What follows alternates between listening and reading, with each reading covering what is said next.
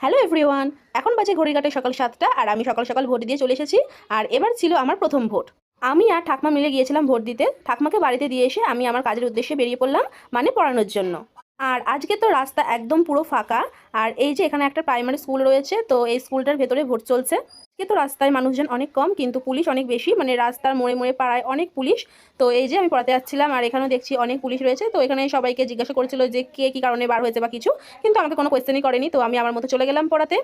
আর এই যে আমি চলে এসেছি পড়াতে। আর এটা হচ্ছে আমার একটা স্টুডেন্ট রিহাম।